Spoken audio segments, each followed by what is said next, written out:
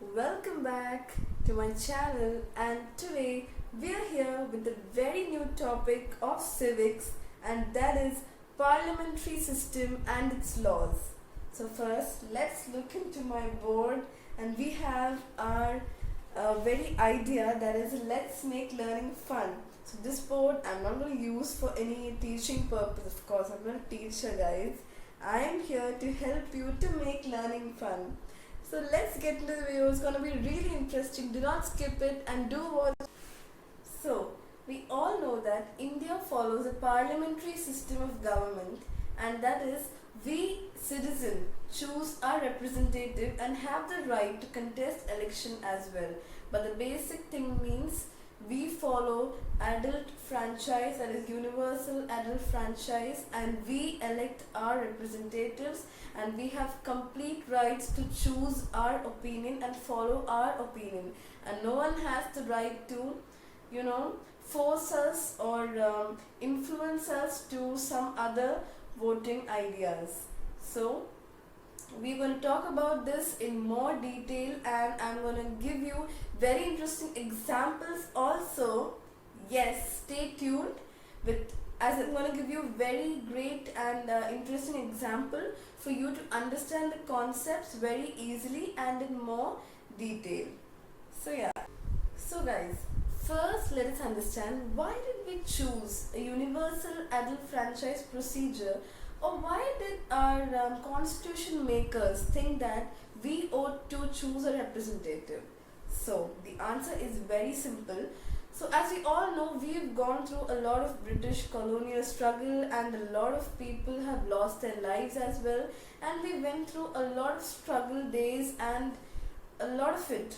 So people had utmost right that they should now be free in terms that they should have their own opinion to be expressed, and the government should not be the government is not meant to do anything of its choice. It should take people's opinion, and it should also work for the people's good being. So that's why our constitution makers decided that universal adult franchise would be the best solution for all of this, and hence we have our voting rights now.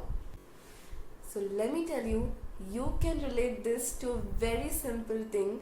It's like a reward that you get when you have finally done something really great, like your parents rewarding you for something that you've achieved. So you can relate it to something like that. For example, so after long years of struggle, people have got this voting right. So just like that, you can imagine that you've worked really hard for your examinations or for something else, and you get a great gift or a great treat. The same is our voting right as well. It is really important, and it is very important for each one of us to vote and not neglect our voting rights. So takeoff point for a democracy is the idea of consent, or the approval or the decision that the people have given to the government.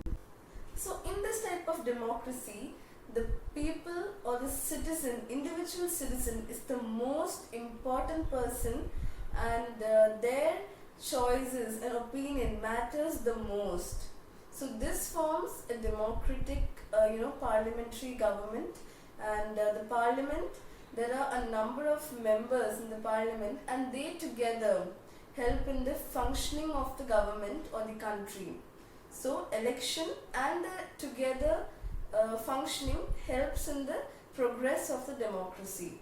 So this is how the election and then the parliament helps in the functioning of the government.